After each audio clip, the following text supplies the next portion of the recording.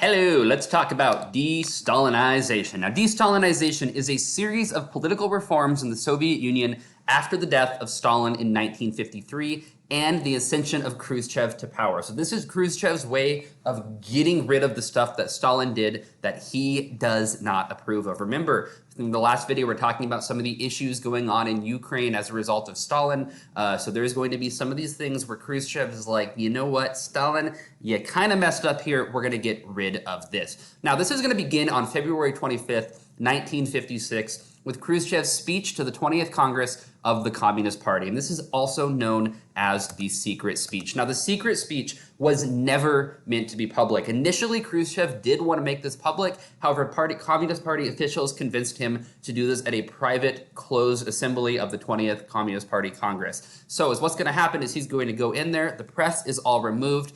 However, this speech is going to be leaked to the New York Times. So the secret speech that Khrushchev was trying to give is no longer going to be secret. Now, the speech is a long one. It is 6 hours long. And in this 6-hour speech, he is going to attack and destroy the cult of personality around Stalin. Okay? He's going to criticize Stalin and the Great Purge. He's going to criticize anyone who took part in the Great Purge, ignoring the fact that he too took part in the Great Purge.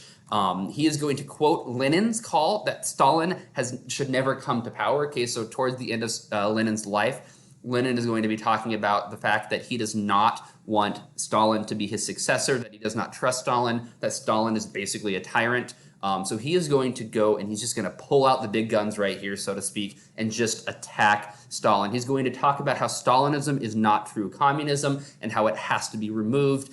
And this is going to really send shockwaves through the Communist Party because this is something that no one saw coming. He is just attacking the man who had previously led their country for nearly 20 years with an iron fist. This is something that is just dramatic, to put it nicely. Additionally, some of these people that he is attacking are present in the room. So Khrushchev is basically calling him out to their face, and this is going to send shockwaves through the world. Additionally, this is going to get out, and we're going to be talking about that. This is known as Khrushchev's thaw, though. This is a relaxation of Stalinization. Okay, so Stalin was a very, very totalitarian tyrant. He had a strict control over the entire Soviet Union. Khrushchev is going to kind of thaw things out to a point, relax Stalinization. This is going to be coming present and really letting people know what this is happening during this speech. Additionally, though, as I said, the speech was leaked. This is going to lead to a number of uprisings. Number one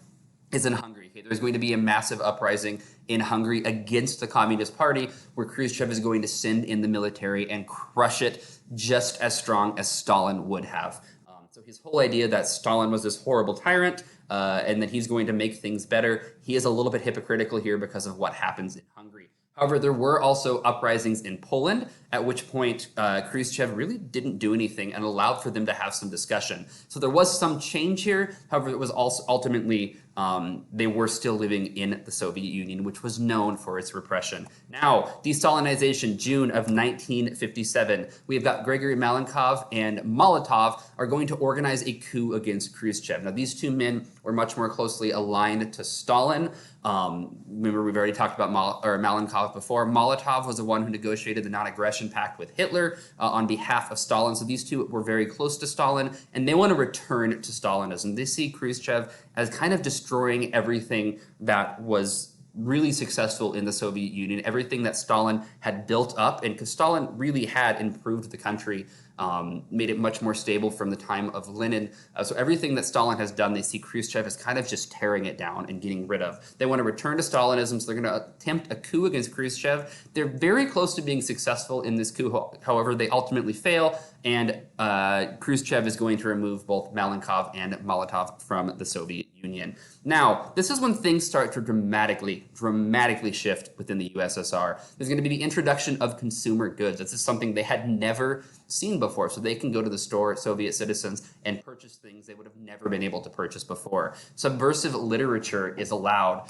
For example, there's going to be the book One Day in the Life of Ivan Desanovich, which was about his day in the Gulag. Okay, so there's going to be literature that's really critical of the Soviet Union, you can go buy in bookstores now. They're going to be building new homes, new apartments that Soviets would not have really been having. They're going to have their own private space, which is something they did not have under Stalin. They're going to allow foreign travel, so you can leave the Soviet Union and visit different places, something, again, you could not previously do. And he's going to hold those who were responsible for the purge accountable, meaning if you committed a crime during the purge, you are going to be held accountable. He is a little hypocritical here because, as I stated before, he was involved in the purge and he just kind of let it go on. Now, he's also going to implement a series of agricultural reforms. Remember previously how I talked about the Great Famine going on, in Ukraine when he was there, his beloved Ukraine, killing a bunch of people. He wants to reduce this from ever happening again. So these climactically challenged was a term he used for regions like Kazakhstan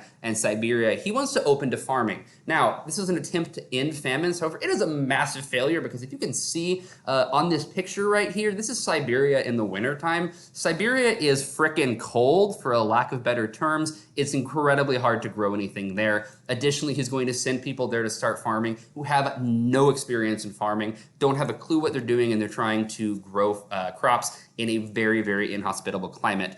This is going to also bring about the era of peaceful coexistence, which is a term that Khrushchev is going to really kind of take advantage of and use heavily. We'll talk about that in the next video. Questions, comments, put them below. Good luck.